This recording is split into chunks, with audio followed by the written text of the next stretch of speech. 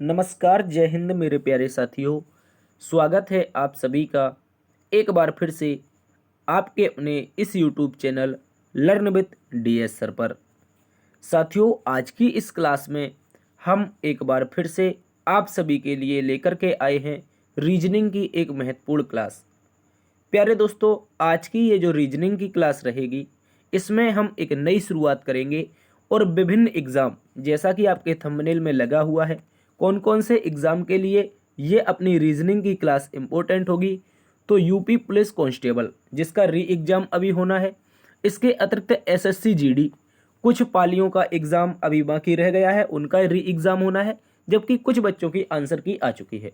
तो जिन विद्यार्थियों का एग्ज़ाम है उनके लिए भी ये रीजनिंग इंपॉर्टेंट रहेगी।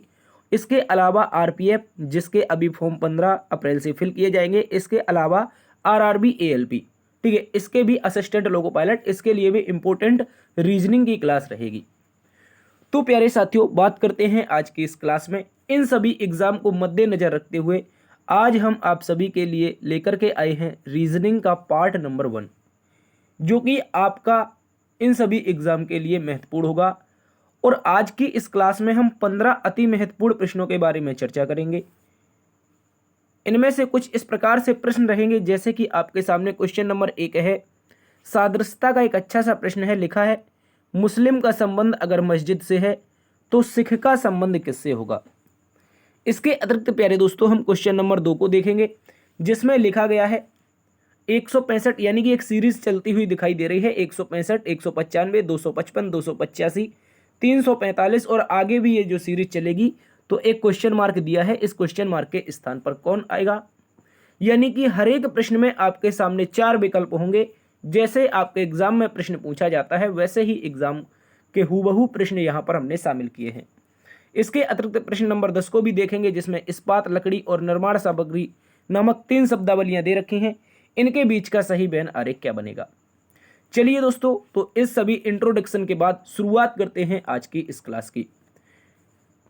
इसके अलावा प्यारे दोस्तों, याद रखेंगे, ये एग्जाम तो हमने आपको बता ही दिए। इसके अलावा और भी जो भी कॉम्पिटिटिव एग्जाम होता है, SSC GD, MTS, CHSL, CGL, CPO, UPSI, UP police, Bihar police, Agniveer, clerk, Rajasthan police, इसके अलावा Delhi police, railway group D, NTPC, DFCCIL, ALP, IBPS, navy, Madhya Pradesh police और CRPF, DRDO, CISF, ITBP, CTET, DS, SSB, UKPSC, दरोगा, UP triple SC PET, इसके अलावा UPPSC, MPPSC, BPSC, super TET, UP PET तथा UP TET, जितनी भी कोई भी प्रतियोगी परीक्षा हो, जहां भी रीजनिंग पूछा जाता हो, उन सभी एग्जाम के लिए ये अपनी क्लास बहुत ही शानदार क्लास रहेगी। चलिए दोस्तों, शुरुआत करते हैं आज की इस क्लास की। उससे पहले एक और छोटी सी जानकारी, यदि आप लोग इस क्लास का पीडीएफ प्राप्त करना चाहते हैं, साथियों, अगर आप चाहते हैं इसके पीडीएफ से पढ़ना, तो इस क्लास का पीडीएफ आप लोगों को अनसोल्ड रूप से मिलेगा। यानी कि इसका कोई सॉल्यूशन नहीं होगा, सॉल्यूशन हम क्लास में ही करवा देंगे और अनसोल्ड पीडीएफ आपको टेलीग्राम ग्रुप पर मिल जाएगा। टेलीग्राम ग्रुप जो होगा उसका लिंक डिस्क्रिप्शन बॉक्स में होगा, डीएस सर ऑफिशियल नाम से, ठीक है। यहाँ पर आप हमें जरूर ज्वाइन कीजिएगा इस तरह की पीडीएफ के लिए। चलिए शुरुआत करते हैं आज की इस क्लास की। आज की इस प्यारी सी क्लास का पहला प्रश्न आप सभी के सामने है। बोला गया है, निम्नलिखित प्रश्न में पहले शब्द का दूसरे शब्द से जो संबंध है, वही संबंध तीसरे शब्द का चौथे शब्द से ज्ञात कीजिए। प्यारे दोस्तों, आप सभी गौर से यहां पर देखेंगे। देखो, हमारे सामने लिखा है मुस्लिम। क्या लिखा है? एक मिनट, यहां पर क्या लिखा है साथियों? आप बोलेंगे लिखा गया है सर मुस्लिम, ठीक है। क्या लिखा है? मुस्लिम। मुस्लिम का संबंध किससे है भाई? आप कहेंगे सर मस्जिद से दे रखा है। किससे? मुस्लिम का संबंध दे रखा है मस्जिद से। और हमें संबंध प्यारे दोस्तों बताना है सिख का। सिख का बताइए किससे हो जाएगा? तो प्यारे दोस्तों, गौर से यहां पर समझो, जो अपने मुसलमान भाई होते हैं उनका जो इबादत खाना होता है, यानी कि जहां पर वो प्रार्थना करते हैं, वो स्थान कहलाता है मस्जिद, ठीक है। जो मुस्लिम कम्युनिटी होती है, वो जहां पर इबादत करते हैं, अपनी पूजा करते हैं, जो भी भगवान को याद करते हैं, वो जो स्थान कहलाता है मस्जिद कहलाता है। ठीक उसी प्रकार जहां पर अपने सिख भाई पूजा अर्चना करेंगे या फिर कहेंगे भगवान को याद करेंगे, वो कौन सा स्थान होगा? तो भाई जहां पर सिख अपने भगवान की पूजा करते हैं, उसको स्थान को कहते हैं गुरुद्वारा। क्या कहते हैं प्यारे साथियों? गुरुद्वारा कहते हैं।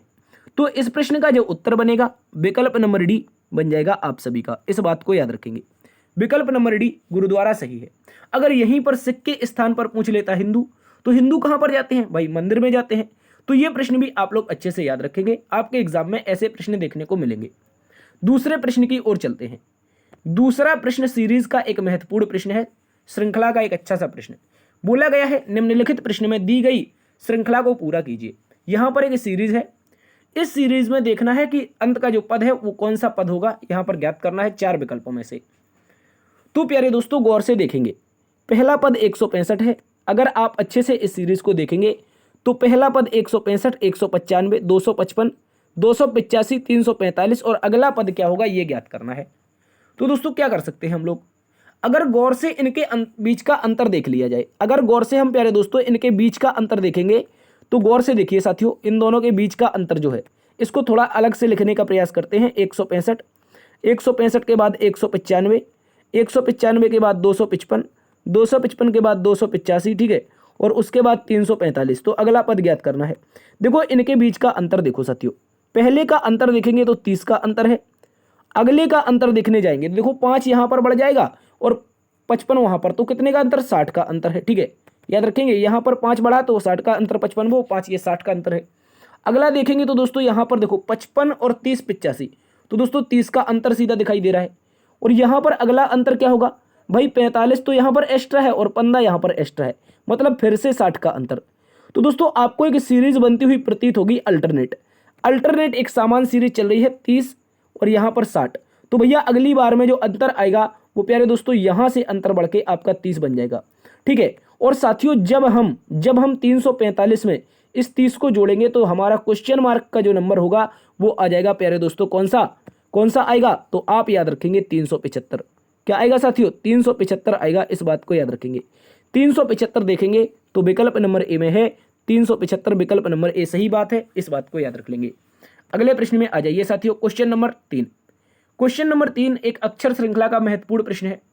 अक्षर श्रृंखला को देखिए, निम्नलिखित प्रश्न में दी गई अक्षर श्रृंखला में प्रश्नवाचक चिन्ह के स्थान पर क्या आएगा? और अगर इसका प्रश्नवाचक ढूंढने जाते हैं तो देखो लास्ट से सेकंड के स्थान पर दे रखा है, इसका प्रश्नवाचक चिन्ह क्या होगा? चलिए देखो इसको अलग से लिखते हैं। सबसे पहले तो प्यारे साथियों हमारे पास दिया गया है AZ, क्या दिया है? AZ। उसके बाद में दिया गया है दोस्तों GT, ठीक है, GT दिया है। उसके बाद में साथियों M और N दे दिया है। इसके बाद में अब क्वेश्चन मार्क है, अब क्वेश्चन मार्क है तो क्वेश्चन मार्क के लिए एक बॉक्स बना लेंगे। उसके बाद आगे दे रखा है Y और B, ठीक है, इस बात को याद रखेंगे। तो प्यारे साथियों जब भी ऐसी सीरीज आती है, अक्षरों की ऐसी सीरीज आती है, तो मैंने कई बार आपको बताया है, यदि आप पुराने स्टूडेंट हैं, अगर पहली बार देख रहे हैं तो फिर गौर से समझ लो कैसे करते हैं इसको सॉल्व। तो पहले अक्षर का संबंध पहले अक्षर से, दी गई सीरीज में हमेशा पहले अक्षर का संबंध पहले से। तो भैया A 1 पर होता है, G 7 पर होता है, दोनों के बीच का अंतर कितना है? 6 का है। G 7 पर, M 13 पर, ये M 13 पर, तो भाई इनके बीच का अंतर कितना है? फिर से 6 का अंतर है, 7 6 13 होता है। तो अगला अंतर क्या आना चाहिए? क्या हम 19 रख दें यहाँ पर? जल्दी से बताओ, क्या 19 रख दें तो अगला अंतर हमारा फिर से 13 6 19 पता चल जाएगा। और 19 रख देंगे तो 19 6 25 यहाँ से भी पता चल जाएगा, चूंकि Y हमारा 25 पर होता है, ठीक है, याद रखेंगे। तो पहले का जब पहले से संबंध बनाया तो उत्तर हमें पता चल गया। उत्तर क्या पता चला? 19 पर जो लेटर आएगा वो हमारा सही उत्तर होगा। और भाई 19 पर कौन आता है? S आता है। 19 पर कौन आता है? S आता है। इसके अलावा अब आपको क्या करना है, यहां पर AZ को गौर से देखो, ये भाई अपना अपोजिट नहीं दे रखा है, हमने पढ़ाया था आज बॉय, आज मतलब AZ BY बॉय, CX अगर अपोजिट हो जाए तो 6, इस तरह से पढ़ेंगे। तो आज उसी प्रकार से GT रोड भी पढ़ाया है, मन भी पढ़ाया है प्यारे दोस्तों। और यहां पर हमने इसके लिए क्या पढ़ाया है? S के लिए हाई स्कूल, S और H, H और S या S और H आपस में अपोजिट होते हैं। इसके अलावा Y भी, ये तो Y वाला आ गया। तो दोस्तों प्रश्नवाचक चिन्ह के स्थान पर जो लेटर आएगा, जो विकल्प आएगा, वो विकल्प नंबर B। कौन सा? विकल्प नंबर B आएगा, इस बात को याद रखेंगे। देखो साथियों अपोजिट का जो क्रम होता है वो ये होता है, जिन भी दो लेटरों के स्थानीय मान का योग 27 हो जाए, जैसे मैंने कहा A 1 पर और Z 26 पर, इन दोनों को मैंने जोड़ दिया तो कितना हुआ? 27। तो यहां से एक फॉर्मूला निकलता है अपोजिट का, यानी विपरीत वर्णों का। यहां पर जिन भी दो वर्णों के स्थानीय मान का योग 27 हो जाए, वो वर्ण आपस में हमेशा क्या होते हैं? अपोजिट होते हैं। तो देखो T20 पर 20 7 27, 14 13 27, 19 8 27 और 25 2 27। तो यहां पर देखो अपोजिट का पूरा लॉजिक चल गया, विकल्प नंबर B सही है। अगले प्रश्न में आइए। अगला प्रश्न प्यारे साथियों क्वेश्चन नंबर 4 है। बोला गया है निम्नलिखित प्रश्न में विषम विकल्प ज्ञात करो। तो ऐसे प्रश्न के लिए मैंने कई बार आपको बताया है, फिर से समझ लो। आपको क्या करना है, डी आपका 4 पर है, जो भी लेटर दे रखे हैं सभी का स्थानीय मान रख दो। डी 4 पर होता है दोस्तों, ए हमारा 1 पर होता है, एच हमारा 8 पर होता है, ठीक है। इसके बाद आई कितने पर होता है, तो बोलेंगे सर 9 पर होता है। एफ कितने पर होता है, 6 पर होता है। और एम कितने पर होता है, आप बोलेंगे सर 13 पर होता है। इसके अलावा गौर से यहां पर देखो, ठीक है, यहां पर देखो आर कितने पर, 18 पर होता है। ओ कितने पर होता है भैया, 15 पर होता है। वी कितने पर होता है, तो भाई ये तो 22 पर होता है, ठीक है, इस बात को भी याद रखेंगे। इसके अलावा नीचे का देख लो, क्यू कितने पर, भाई 17 पर होता है। एन कितने पर, 14 पर होता है। टी कितने पर होता है, आप बोलेंगे टी होता है 20 पर, ठीक है दोस्त, इस तरह से। अब मुझे ये बताओ साथियों, इसमें से विषम क्या है, और विषम ज्ञात करने के लिए मैंने बताया है इनके बीच का अंतर देख लो। गौर से देखो प्यारे दोस्तों, पहली संख्या और दूसरी संख्या के बीच का जो अंतर है वो -3 का अंतर है, -3। और पहली और तीसरे के बीच का जो अंतर है वो +4 है। मतलब पहली बार में -3 और अगली बार में +4। तो यहां पर देखो पहली दूसरे के बीच में क्या -3 है, हाँ भाई -3 है।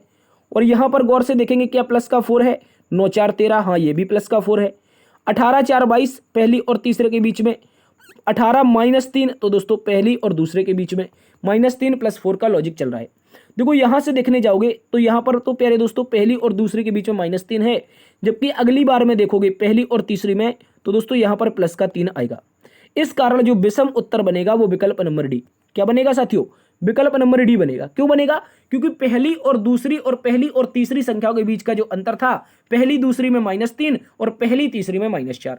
लेकिन प्यारे दोस्तों विकल्प नंबर डी ये कंडीशन फॉलो नहीं कर रहा है। वो क्या कर रहा है, वो पहली दूसरी में तो -3 चला रहा है, लेकिन पहली और तीसरी में +3 चलाने लगा, इस कारण विषम है, इस बात को याद रखेंगे। अगले प्रश्न में आइए। अगला प्रश्न प्यारे साथियों एक बेहतरीन सा क्वेश्चन है।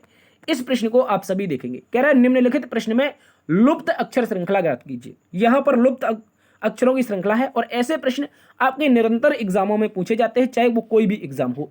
तो गौर से देखो, इसको सबसे पहले हम अलग से लिखेंगे साथियों। क्या करेंगे, इसको सबसे पहले अलग से लिखेंगे। तो मैंने कहा ए है, बी है, ठीक है, ए के साथ में बी है, फिर डैश आया है, फिर बी है, सी है, उसके बाद में क्या है, फिर दोस्तों हमारा बी सी ए है, ठीक है, फिर डैश है, उसके बाद फिर से डैश है, फिर हमारा सी है, फिर एक डैश है, फिर बी ए और बी है। इस तरह से कुछ हमें लेटर दे रखे हैं।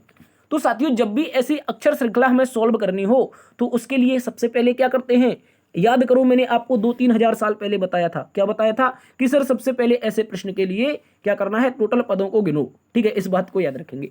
चलिए 1 2 3 4 5 6 7 8 9 10 11 12 13 14 15 टोटल कितने लेटर हैं, आप बोलेंगे सर यहां पर कोई गिनने वाली बात, आपने गिन के बता दिया, कितने हैं 15। तो 15 के लिए हम क्या कर सकते हैं, 15 के लिए 2 पेयर बनते हैं। या तो हम 5 गुणा 3 का बना लें साथियों, या दोस्तों हम बना ले 3 गुणा 5 का, या तो 5 5 के 3 काट लें पीस, या तो हम कर लें 3 3 के 5। तो हम क्या करेंगे, बड़ा वाला पेयर बनाएंगे 5 गुणा 3 का, ठीक है, 5 गुणा 3 वाला बनाएंगे। तो 5 5 के लेटर यहां पर काटेंगे, ठीक है, 5 5 के लेटर काटेंगे तो हमारा लॉजिक आ सकता है। अब गौर से प्यारे साथियों आपको इस प्रश्न को बस समझना होगा, ठीक है। गौर से देखो मैंने 5 5 के लेटर बना दिए। अगर मैं प्यारे दोस्तों यहां पर क्या कर दूं, जल्दी से बताओ मैं क्या कर दूं कि हमारा उत्तर आ जाए।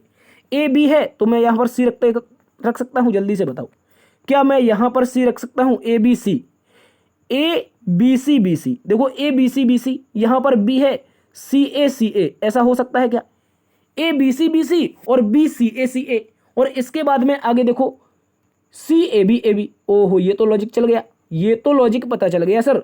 पता क्या चला, पहला एक लेटर ए है, अगले 2 लेटर 2 बार में रिपीट हुए हैं, ए बी सी।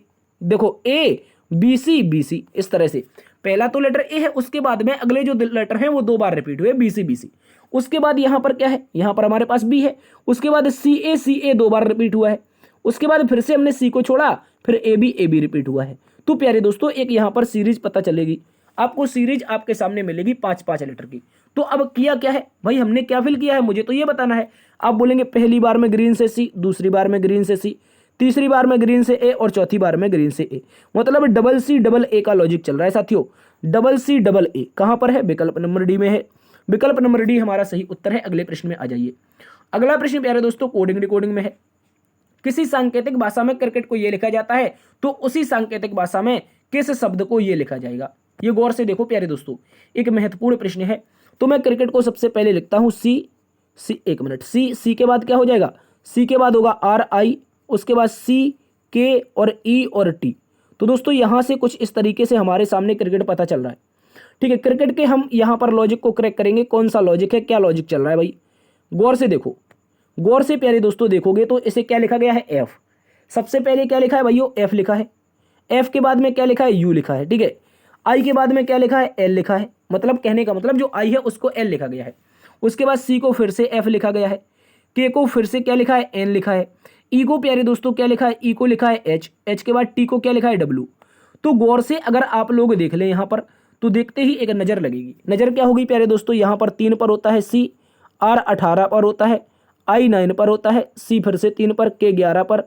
ठीक है, K 11 पर, E 5 पर होता है और T 20 पर होता है। भाई इनको जो लिखा गया है वो 6 लिखा है, 21 लिखा है, 21 के बाद में 12 लिखा है, फिर से 6 लिखा है, फिर 14 लिखा है, फिर 8 लिखा है, फिर 23 लिखा है।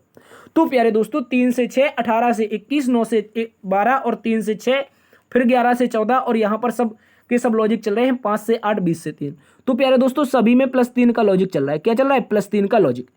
तो मुझे ये बता दो साथियों, ऐसा कौन सा विकल्प होगा जिसे हम ये लिख सकते हैं। इसका मतलब क्या है, ई कितने पर होता है भैया, 5 पर होता है। इसको ऐसे लिख लो, देखो ये तो ई हो गया। उसके बाद ये क्या है, यू है।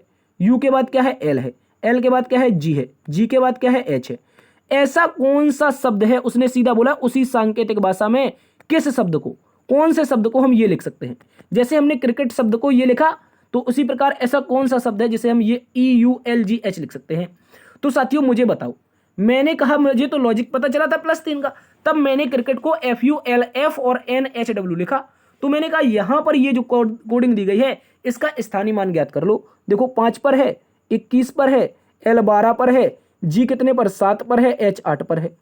तो भैया सभी में से 3 घटा के लिख दो ऊपर। तो 5 में से 3 जाएगा क्या, 2 बचेगा। 2 पर क्या होता है, B होता है। तो विकल्प नंबर B से शुरुआत होनी चाहिए, पहला विकल्प गलत है। इसके बाद देखो U कितने पर दोस्तों, 21 पर 3 घटेगा, कितना बचेगा, 18। 18 पर कौन, R होता है। ठीक है, उसके बाद L 12 पर 9 बचेगा, 3 घटेगा, तो दोस्तों I, BRI। G में से 7 है, G में से 3 जाएगा, D बचेगा, यानी कि 4 बचेगा 7 में से। H 8 है तो 5 बचेगा, E। तो दोस्तों यहां पर ब्राइड आएगा, क्या आएगा, जो ब्राइड शब्द है उसे हम ये लिख सकते हैं। तो ब्राइड कहां पर दे रखा है, विकल्प नंबर C में। प्यारे दोस्तों विकल्प नंबर C इस प्रश्न का बिल्कुल सही जवाब है, इस बात को याद रखेंगे। अगर हम ब्राइड के सभी अक्षरों में +3 कर दें तो हम इसको क्या लिख सकते हैं, EULGH लिख सकते हैं। वही हमसे पूछा है किस शब्द को EULGH लिखेंगे, तो ब्राइड को लिखेंगे। अगले प्रश्न में आ जाइए। अगला प्रश्न ब्लड रेशन से है, ब्लड रेशन को देखेंगे। ए बी का बेटा है, तो मैंने कहा ए नाम का जो शख्स है वो क्या है, देखो गौर से देखो, जो ए नाम का शख्स है ये बेटा है किसका, पीछे वाले बी का। तो मैंने कहा ठीक है, नीचे बेटा बना दिया ए को बी का। कह रहा है सी बी की बहन है, तो बी की बहन कौन है भाई, सी है, तो बहन बना दिया। और एक बेटा डी है, सी जो है वो बी की बहन है का एक बेटा डी है। सी बी की बहन, सी बी की बहन, सी बी की बहन, बी की बहन कौन है, सी का बेटा डी है, तो इसका एक बेटा है सी का, कौन है भैया, डी है, तो इसको प्लस लगा दो। क्वेश्चन में हमसे पूछा है, लास्ट में देख लो इसको, अगर आगे ना पढ़े तो देखो लास्ट में पूछा है ए का डी से किस प्रकार से संबंध है। तो भाई ये कैसे हो जाएंगे, ये तो भाई या तो अगर ये लड़की हुई तो ये मौसेरे भाई, अगर यहां पर अगर लड़की ना हुई लड़का हुआ तो मेरे भाई, तो मौसेरा भाई दे रखा है। देखो आगे सॉल्व कर लेते हैं। और देखो यहां पर बोला सी बी की बहन का बेटा डी और एक बेटी ई है, तो डी का सॉरी सी की जो एक बेटा डी है उसी का एक बेटी क्या है, ई है, तो बी की सॉरी सी की एक बेटी भी बनानी पड़ेगी जो ई होगी। कह रहा है दोस्त एफ, एफ जो है डी का मामा है, जो एफ नाम का शख्स है वो क्या है, डी का मामा है। तो मैंने कहा एफ नाम के शख्स को डी का मामा कैसे बनाएंगे, जब डी की माँ का भाई बन जाएगा एफ, डी की माँ का भाई बनेगा तो क्या बनेगा, यहां पर एफ बनेगा। तो उत्तर तो हमारा पहले ही आ चुका था भैया, यहां पर मौसेरा भाई, चूंकि अकॉर्डिंग टू ऑप्शन, वैसे तो एग्जैक्टली हमें पता नहीं है, सी की सॉरी सी बी की बहन है तो सी बी की बहन मैंने बनाई थी, ठीक है, ये कोई बात नहीं है। यहां पर देखो उसने बोला था ए बी का बेटा है, तो हमें यहां पर ए का जेंडर पता चला था ना कि बी का, लेकिन जब अकॉर्डिंग टू ऑप्शन देखेंगे तो हमें जेंडर पता चल जाएगा बी का, ये क्या है, माइनस है, क्योंकि बहनें बहनें आपस में बीसी बनेंगी तभी डी का मौसेरा भाई कौन बन पाएगा, ए बन पाएगा। तो इस कारण विकल्प नंबर ए हमारा सही उत्तर बनेगा, इस बात को याद रखेंगे। कुछ इसी तरह का फिगर बनेगा। अगले प्रश्न में आओ। यहां पर डायरेक्शन और डिस्टेंस कह रहा है अमित पूर्व की ओर 30 मीटर चला, तो मैंने कहा ठीक है अमित भाई चला जा पूर्व की ओर 30 मीटर। उसने कहा ठीक है सर जाते हैं। यहां पर देखो अमित 30 मीटर कहां पर जा रहा है, पूर्व की ओर जा रहा है। उसके बाद दाएं मुड़ा, भैया अमित का मुख पूर्व में है और वो दाएं मुड़ना चाहता है, दाएं मुड़ा दो भाई, दाएं मुड़ा दो और 40 मीटर चला दो। उसने क्या बोला है, दाएं मुड़ा है साथियों और 40 मीटर चला है। अब कह रहा है फिर से उसने अपना बायां मोड़ लिया और 30 मीटर चला। कह रहा है अब यहां से दोस्तों क्या कह रहा है, वो है उसने फिर से बायां मोड़ लिया। तो दोस्तों अब तो उसका दक्षिण में मुख हो गया, और दक्षिण में मुख होने का जब बायां मोड़ लेगा और 30 मीटर जाएगा तो फिर से पूर्व की दिशा में चला जाएगा। ठीक है, इस बात को याद रखेंगे। इसके बाद बोला है 30 मीटर चला, ठीक है चला दिया। अब वो है प्रारंभिक स्थान से किस दिशा में है, भाई प्रारंभिक स्थान ये था, पहुंच गया यहां पर, तो ये दिशा कौन सी बनेगी, ये दिशा तो बनेगी भैया एक तरफ ईस्ट है, और देखो ये तो E4 ईस्ट, नीचे S4 साउथ, इन दोनों के बीच की दिशा साउथ ईस्ट। साउथ ईस्ट का मतलब क्या होता है, दक्षिण पूर्व की दिशा। प्यारे साथियों प्रारंभिक स्थान से वो कहां पर है, दक्षिण पूर्व की दिशा में है, इस बात को याद रखेंगे। अगले प्रश्न में आ जाइए। अगला प्रश्न प्यारे दोस्तों क्वेश्चन नंबर 10 बोला गया है, नीचे दिए गए चित्र के संबंध में निम्नलिखित में से कौन सा कथन सही है। आपके सामने 4 कथन है, इनमें से बताओ ऐसा कौन सा कथन सही है।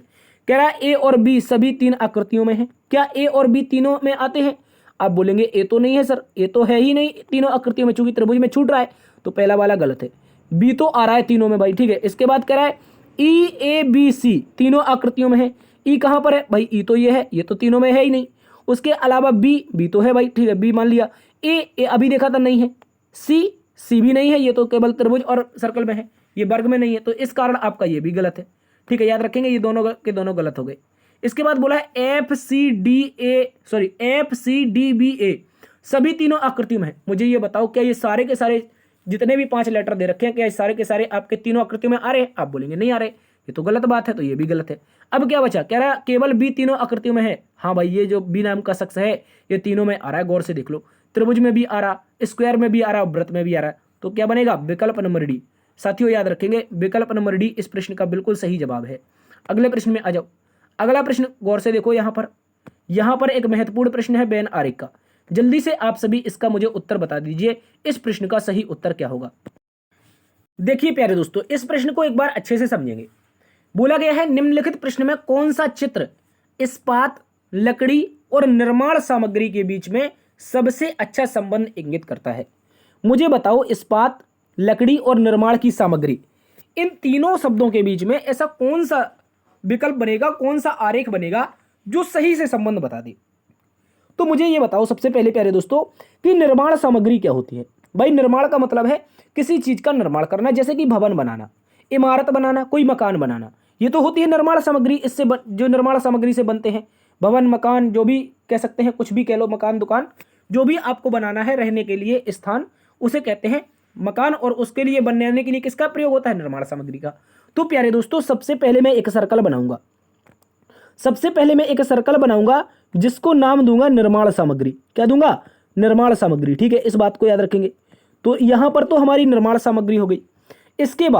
इसके बाद मुझे ये बताओ, जब हमारा मकान बनता है, जब हमारे मकान का निर्माण होता है, तो उनकी सामग्री में मुझे ये बताओ क्या इस्पात लगता है। अब आप बोलेंगे सर इस्पात कहाँ लगता है, ऐसा कौन सा चीज होता है इस्पात। देखो मेरी बात को गौर से समझो, लोहा जो होता है, लोहा, आप बोलेंगे हाँ सर, लोहे का जो कह सकते हैं अयस्क होता है वो इस्पात होता है। ठीक है, तो याद रखेंगे लोहा कह लो या फिर इस्पात कह लो, एक ही बात है।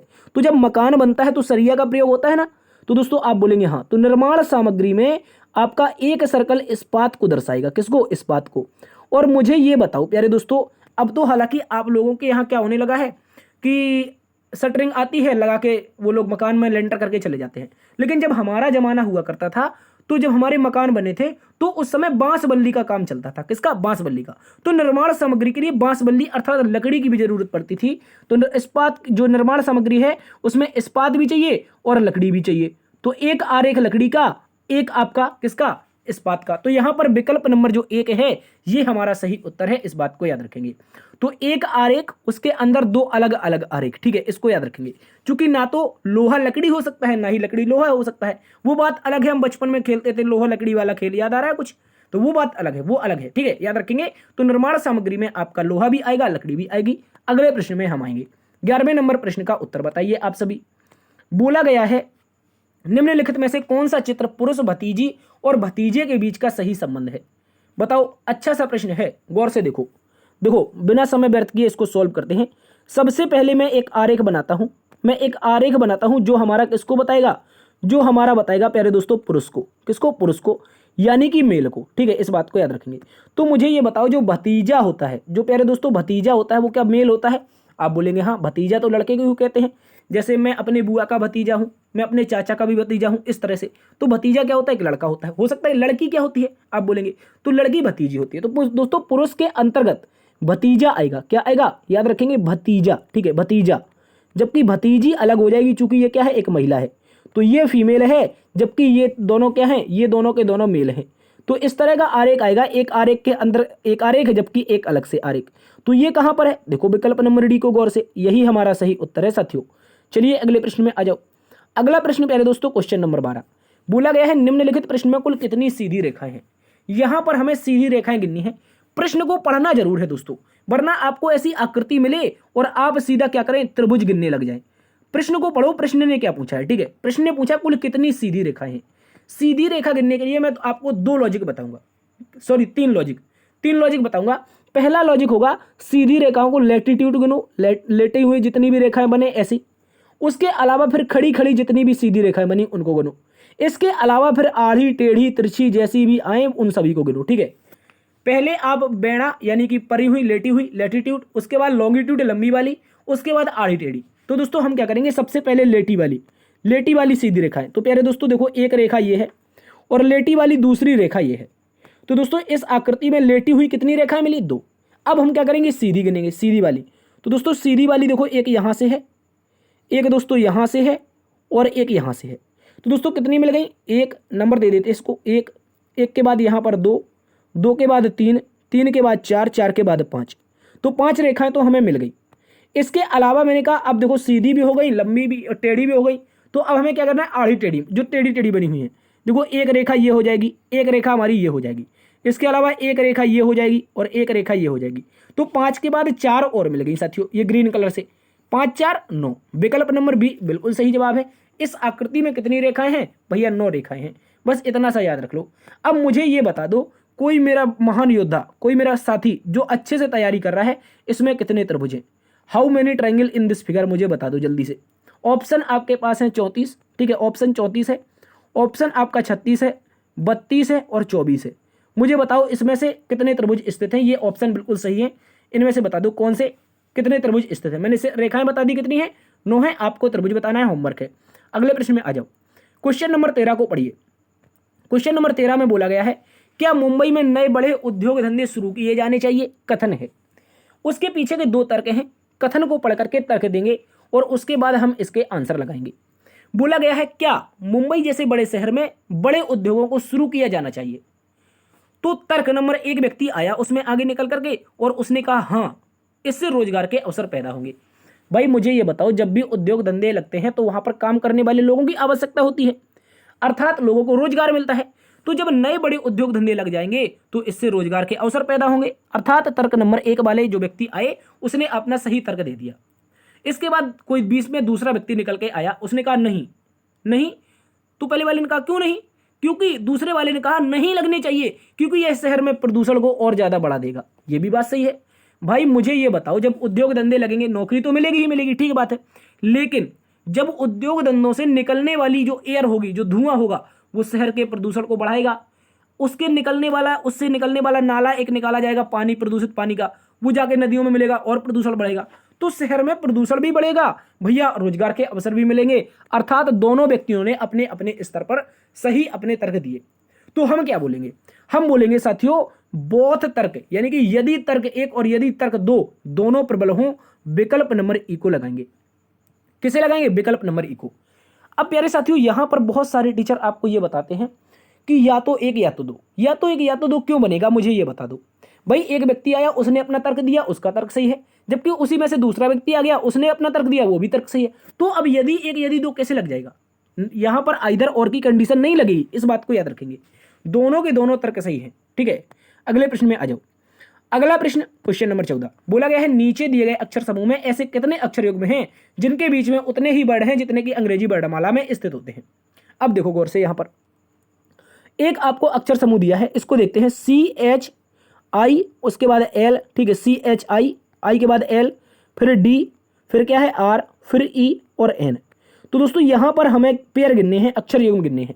शुरुआत सी से करो। सी के बाद क्या होता है डी, ई, एफ, जी, एच, आई, जे। कोई पेयर मिला? नहीं मिला, छोड़ दो। एच से क्या है, एच के बाद आई, एक पेयर मिल गया एच आई का, ठीक है, यहाँ पर रख देते हैं हम, एच आई का एक पेयर हमें मिला है। एच आई के बाद जे, के, एल, एम, एन। तो दोस्तों यहाँ से देखो एच से एन का एक पेयर और मिला है, तो हम कहेंगे एच और एन का। दोस्तों एच के बाद देखो आई, जे, के, एल, एम, एन। तो दोस्तों यहाँ पर हमें एन और एच आई और एच एन के दो पेयर मिल चुके हैं। इसके बाद अब देखो, इसके बाद अब क्या करना है, अब यहाँ पर देखो आई से चेक करेंगे, चूंकि एच से कर चुके हैं ना, अब हम आई से चेक करेंगे। तो आई के बाद देखो, आई के बाद क्या होता है जे, के, एल, एम, एन। तो दोस्तों यहां से आई से एक एन का भी पेयर मिलेगा, किसका, आई और एन का पेयर मिलेगा, तो आई एन लिख देंगे, ठीक है। आई के बाद क्या होता है, जे होता है, के होता है, एल होता है, एम होता है, एन होता है, तो ये एक मिल गया। इसके बाद एल से चेक करो, यहां पर आई से पीछे चेक करेंगे क्या, आई के बाद जे, के नहीं मिलेगा, ठीक है। एल से चेक करो, एल के बाद एम, एन, ओ, पी, तो नहीं मिला है कोई पेयर, ठीक है। एल से यहां पर देखो एम, एन, ओ, कोई पेयर नहीं है, ठीक है। डी से चेक करो, डी के बाद ई, एफ, जी, कोई पेयर नहीं है, पीछे देखो, डी के बाद ई, एफ, जी, एच, कोई पेयर नहीं है, छोड़ दो। इसके अलावा आर से चेक करने का कोई मतलब नहीं है, सबसे बड़ा लेटर है आर और उससे बड़े कोई पेयर मिलेंगे नहीं। ई से चेक करो, ई के बाद क्या हो जाएगा, एफ, जी, एच, आई। तो दोस्तों यहां पर ई और आई के बीच का एक पेयर मिला है, गौर से देख लो, ई और आई, कौन कौन, ई और आई, ये एक पेयर मिला है। ई के बाद एफ, जी, एच, आई, उसके बाद क्या होगा जे, के, तो आगे कोई पेयर मिलेगा नहीं। ई से आगे चेक करो, एफ, कोई पेयर नहीं है। एन से चेक करो, एन के बाद क्या होगा, एन के बाद O, P, Q, R, S, T, U, कोई पेयर नहीं है। भाई कितने पेयर मिले, आप बोलेंगे चार। कौन कौन से चार, H I, H N, I N और आई ई, ठीक है। इस तरह से हम बोलेंगे कितने मिले, चार मिले। यहां पर देखो तान कर दिया तीन की जगह, ठीक है। विकल्प कभी कभी मिसटाइपिंग हो जाता है, लेकिन हमारा उत्तर जो बनेगा चार पेयर, विकल्प नंबर सी एकदम सही जवाब है। अगले प्रश्न में आइए। अगला प्रश्न प्यारे साथियों आपके सामने क्वेश्चन नंबर 15 बोला गया है, नीचे दिए गए प्रश्न में लुप्त अंक ज्ञात करो। यहां पर हमें लुप्त अंक बताना है। बताइए साथियों लुप्त अंक कहां पर है, ये दे रखा है, गौर से देखो, ये दिया गया है, इसको हमें बताना है यहां पर क्या आएगा इसका स्थान। देखो गौर से देखो, लुप्त अंक में क्या करना है आपको, अगर देखा जाए ऐसे प्रश्नों को कैसे सॉल्व करते हैं, तो एक लॉजिक याद रखना है, या तो आप इसे लेफ्ट राइट सॉल्व करो। देखो यहां पर हमारा क्या होता है लेफ्ट, तो अगर राइट की ओर चले जाएंगे तो सॉल्व हो जाएगा। इसके अलावा ऊपर से नीचे की ओर, अप टू डाउन, ठीक है, अप टू डाउन यानी ऊपर से नीचे करो या लेफ्ट राइट। और एक बात हमेशा याद रखना है, जहां पर भी बड़ी संख्या होगी उस तरफ ज्ञात करेंगे। तो बड़ी संख्या नीचे की ओर है तो ऊपर से नीचे की ओर हम इसको सॉल्व करेंगे, ठीक है, इस बात को याद रखेंगे। तो पहली लाइन देखो, इन सभी अगर लेटरों का, माफी चाहेंगे, इन सभी अंकों का, ऊपर के जितने भी अंक हैं, देखो यहाँ पर 6 है, 5 है, 4 है, इन सभी का आपस में जब गुणा कर देंगे, 6 पंचे 30 चौके 120, ठीक है, 6 पंचे 30 चौके 120। देखो विकल्प नंबर यहाँ, माफी चाहेंगे, यहाँ पर आपको दे रखा है, पहली तीन संख्याओं का जब हम गुणा करेंगे तो हमें चौथी संख्या प्राप्त हो जाएगी, तो दे रखा है। इसके बाद साथियों दूसरे वाले में देखो, दूसरे वाले में भी यही लॉजिक लगाते हैं, 6 गुणा 7 गुणा 3, तो 6 सत्ते 42, 42 त्रिका के 126, ठीक है, 42 दिया क्या 126, ये भी दे रखा है, बिल्कुल सही है। इसके अलावा आगे देखो, आगे देखने जाओगे तो 8 पंचे 40 और क्वेश्चन मार्क, तो मैंने कहा 8 गुणा में 5 और यहां पर क्या है गुणा में क्वेश्चन मार्क, ठीक है, क्वेश्चन मार्क मतलब x मान लेते हैं, बराबर में क्या है 320, 320 दे रखा ना, आप बोलेंगे हाँ सॉरी। तो यहां पर देखो इनको हम काट सकते हैं, कैसे काट सकते हैं, 8 पंचे 40, तो दोस्तों यहां से हमारा हो जाएगा 40x बराबर 320, ठीक है। और यहां पर x बराबर निकालेंगे तो 0 से 0 कटेगा, 4 अट्ठे 32 मतलब 8, तो x बराबर 8। तो ये जो क्वेश्चन मार्क होगा साथियों, इसके स्थान पर क्या रखें भाई 8 रखें, तो हमारा उत्तर क्या आ जाएगा 320 आ जाएगा, ठीक है। इस बात को याद रखेंगे, जब हम क्वेश्चन मार्क के स्थान पर रखेंगे विकल्प नंबर बी 8, तो उत्तर हमारा एकदम सही आएगा, इस बात को याद रखेंगे, ठीक है दोस्त, विकल्प नंबर बी हमारा सही उत्तर है। और साथियों आज की क्लास यहीं पर समाप्त होती है। उम्मीद करते हैं आज की क्लास आप सभी को पसंद आई होगी। आई होप आपने इस क्लास को एंजॉय भी किया होगा। देखो यदि क्लास पसंद आई है तो आपका ये कार्य है कि आप सेशन को लाइक कीजिए, दोस्तों में शेयर कीजिए, कि आपके विभिन्न प्रतियोगी परीक्षाओं के लिए, जैसे हमने शुरुआत में प्रैक्टिस सेट करवाई थी जब हमने क्लासेस यहाँ पर यूट्यूब पे शुरू की थी, तो उसी प्रकार के प्रैक्टिस सेट दोबारा से हम डिजाइन करके लाने लगे हैं, जो भी एग्जाम होंगे उन सभी के लिए इंपॉर्टेंट होंगे, देखते, ठीक है। तो यहाँ पर आप चैनल को सब्सक्राइब भी करवाइए, ज़्यादा से ज़्यादा दोस्तों में सेशन को शेयर कीजिए। देखते रहिए आपका अपना परिवार लर्न विद डीएस सर। मिलते हैं एक नई वीडियो में, तब तक के लिए अपना ख्याल रखना। जय हिंद, जय भारत, जय मां सरस्वती।